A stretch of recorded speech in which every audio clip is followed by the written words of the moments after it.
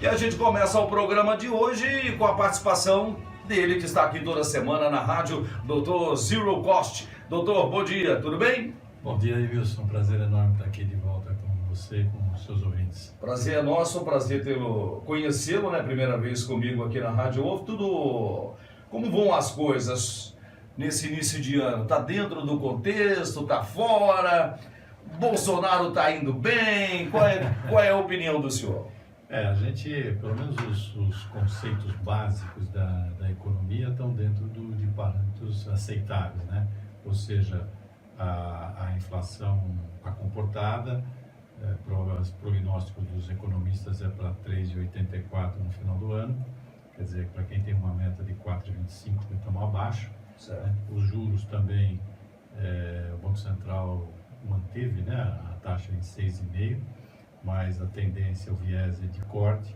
Alguns dizem que chegaremos a 5, 5,5 no final do ano. A única coisa que está crescendo mesmo no Brasil é o desemprego, né? Então, é verdade. Esse está pegando pesado, né? Cresce o desemprego e a expectativa do PIB baixa. E o PIB também diminui. Diminui, mano. A cada mês diminui a expectativa de crescimento, né, doutor? A gente aprendeu, né, lá atrás, que se a gente conseguisse controlar a inflação através do aumento de juros, né, a gente teria uma economia estável e com crescimento. No Brasil, a gente conseguiu, né, controlar esses parâmetros, mas infelizmente o PIB não cresce e o desemprego, não só o desemprego, o nível de desemprego, mas os desalentados também cresce.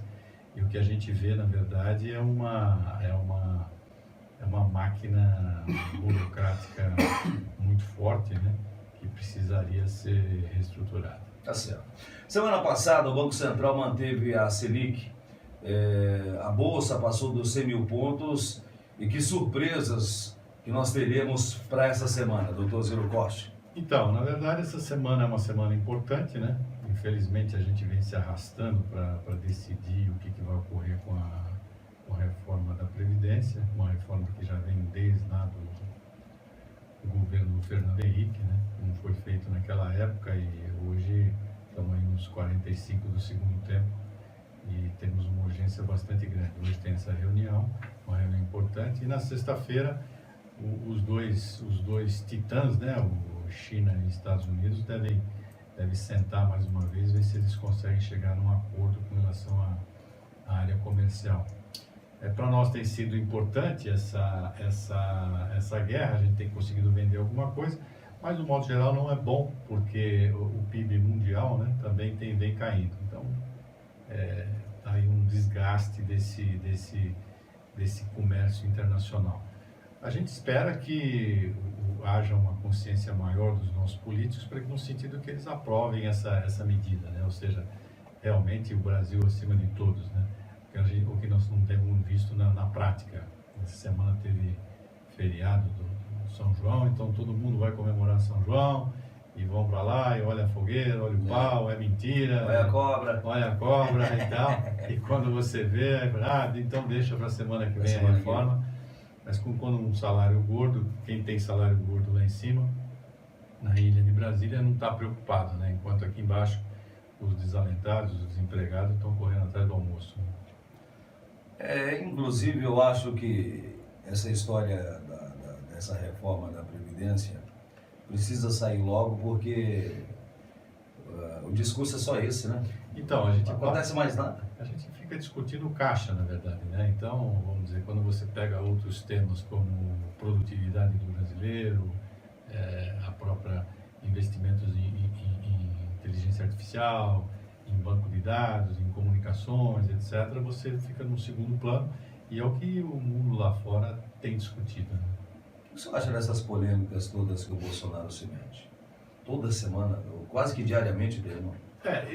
Infelizmente a gente tem um presidente que não tem muito conteúdo, né? Mas o que a gente vê é que é uma pessoa bastante bem intencionada, é o que temos, então eu acho que é o que temos. Não dá para trocar o piloto em pleno voo, né? E talvez não teríamos melhor, né? Porque olha que eleição terrível essa última passada, não? Que falta de opção do povo brasileiro. Muita gente disse que não votou nesse, mas votou contra aquele, né?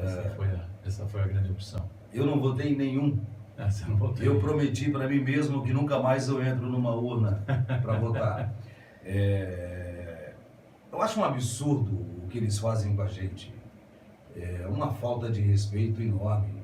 Então, eu prefiro ir lá pagar a taxa e justificar o voto do que perder o meu tempo e votar num safado desse aí. Talvez seja um pensamento retrógrado, doutor, mas eu não quero mais, não voto mais. No fundo é uma pena, é uma opção que você tem, né, de exercer o seu direito de cidadania. Agora, isso é o que acontece, que as pessoas vão ficando desanimadas com a política. Não é só você pega, por exemplo, reunião de condomínio, né? Então, quando você vai para a reunião de condomínio, tem o presidente, o secretário e às vezes aparece um lá, um gato pingado, né? Então, é verdade. Então, o brasileiro talvez agora comece a se conscientizar. Essa é uma tecla que a gente tem batido, principalmente para o pequeno e médio empresário, que ele deve ser mais político. Não político no sentido de, vou me candidatar à vereança ou quero ser prefeito da cidade. Não nesse sentido, né? Esse é para político profissional. Político que eu digo é participar de associações de classe, de uma Fiesp, daquela categoria, do ecossistema que você está inserido, porque sozinho hoje você não faz verão, né? Então você tem que se juntar e colocar olha, o imposto está alto, olha, não tem estacionamento, olha, não sei o quê. Eu acho que é fundamental que o pequeno e médio empresário se una em torno dessas causas, e isso é política, na verdade, né? E se você não faz, é pior, porque você deixa para alguém fazer que normalmente não é aquilo que você tinha idealizado. Tá certo. São 8h16. Vamos falar de tecnologia? Aonde a tecnologia vai nos levar, doutor Zé Costa? Olha, Nilson, sem dúvida nenhuma, a tecnologia é um vetor importante de decisão numa sociedade, né? Agora eu vou colocar a sua atenção num outro tema, que é o seguinte: não é só a tecnologia que influencia nas nossas decisões, né? Então, depende, lógico, que vai variar de país para país, mas, por exemplo, vamos pegar algumas grandes forças da sociedade, né? Por exemplo, a religião, a política, que a gente estava discutindo agora, a própria mídia de grande massa, né? As ideologias, né? A própria cultura dos povos e tal, muitas vezes são rivais, né? Entre um e o outro, e a tecnologia. Então, o que vai nos conduzir, na verdade, para uma determinada solução é a resultante dessas grandes forças. É lógico que, por exemplo, se você pega a religião, depende muito do país que você está, em países talvez um pouco mais pobres e tal, a religião tem uma influência maior, mas a tecnologia em si, ela não é um vetor decisivo para da onde nós devemos chegar. É verdade que o primeiro mundo, ele dá uma importância bastante forte para a tecnologia, não há dúvida, mas nós aqui, por exemplo, ficamos muito à mercê, por exemplo, da política, né? Então a gente acabou de falar que não estamos discutindo a indústria 4.0, não estamos discutindo a produtividade, não estamos discutindo a tecnologia, o 5G, por exemplo, né? Mas estamos discutindo a festa de São João, né? O deputado não pode trabalhar porque tem que visitar as bases e tal. Então, fazer turismo, né?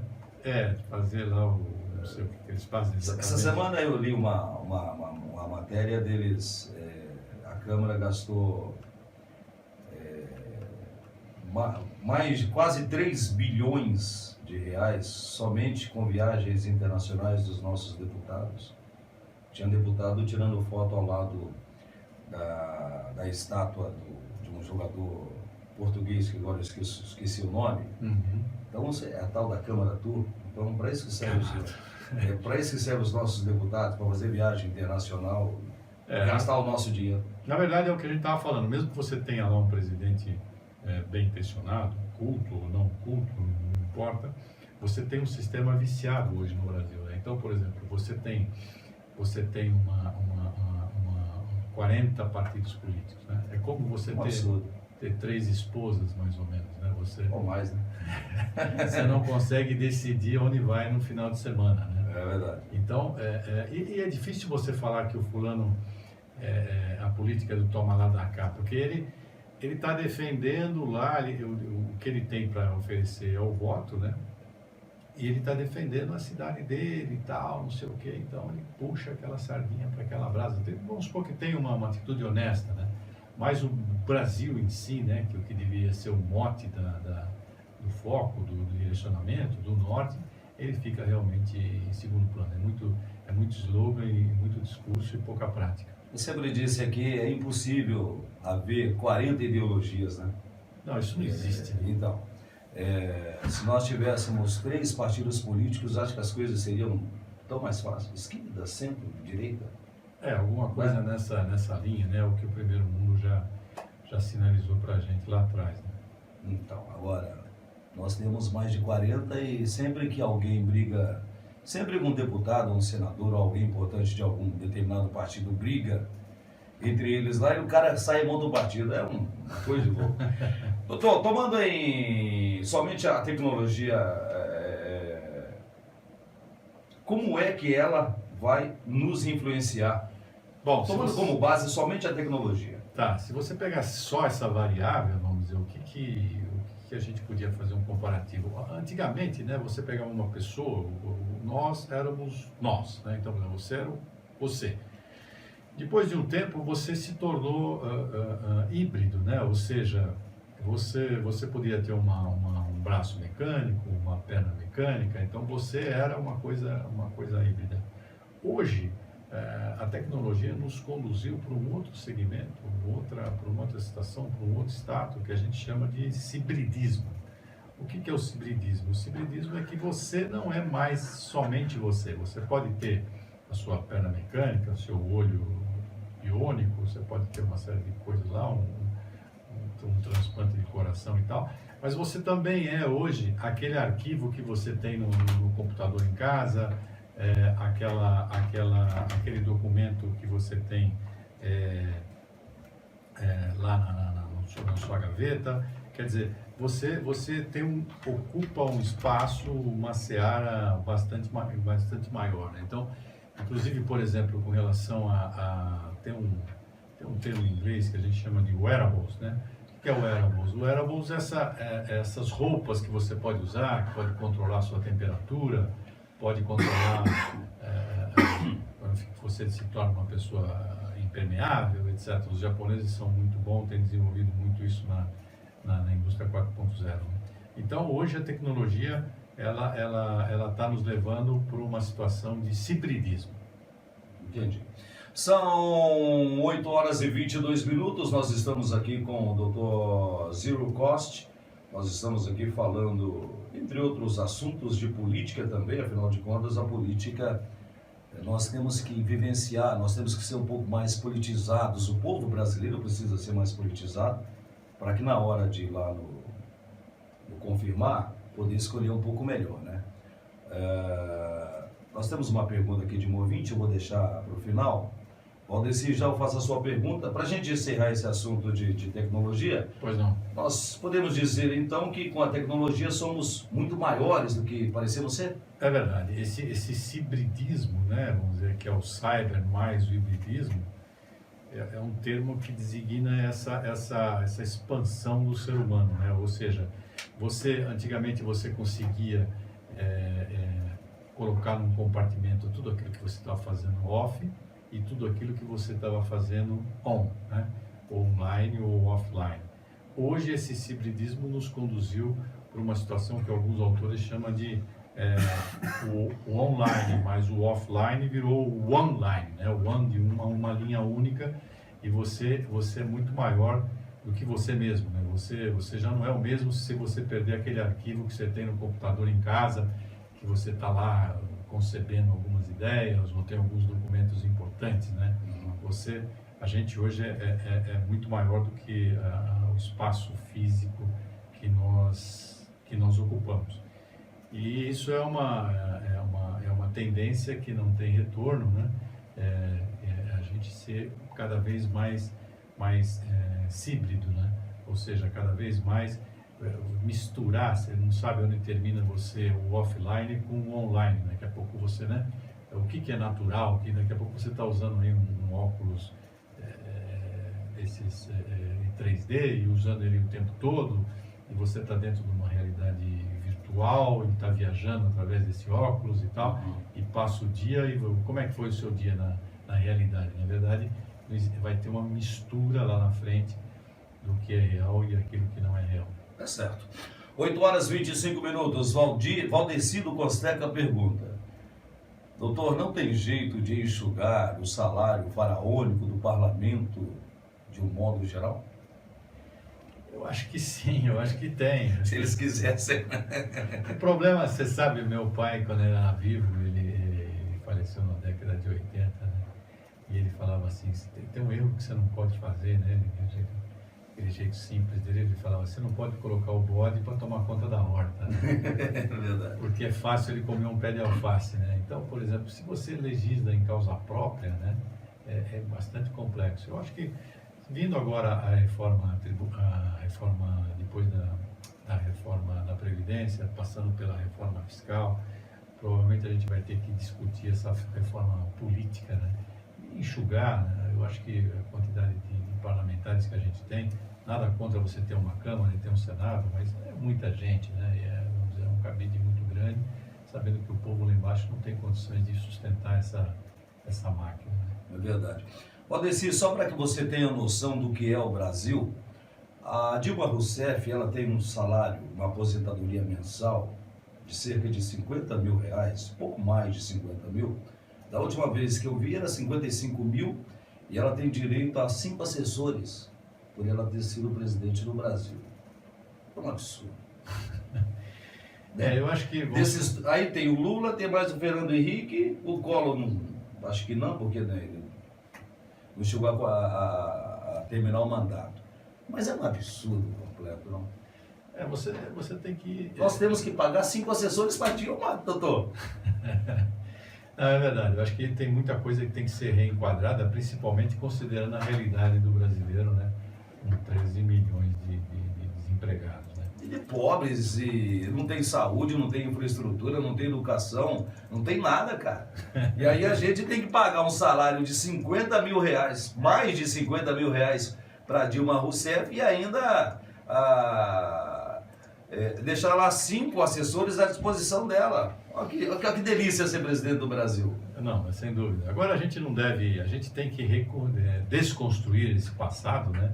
Com o pé firme no presente, entendendo esses sinais fracos que o futuro nos manda, né? Dizendo por onde está indo o mundo, qual é essa tendência, qual é o foco, e tentar reestruturar toda a nossa sociedade. Tá certo. Foi um prazer tê-lo aqui na rádio. Semana que vem tem mais.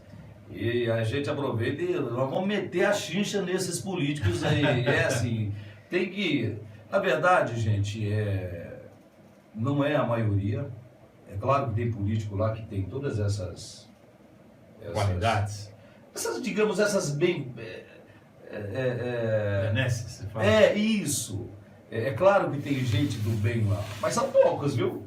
Bem poucos. A maioria... O senhor assistiu Tropa de Elite 2, acredito. Isso. É aquilo, mais ou menos. Abraço ali, meus grande abraço. Uma boa semana. Boa semana, doutor. Sucesso. Valeu, obrigado. Falamos com o doutor Zero Cost, aqui na programação da Rádio UF.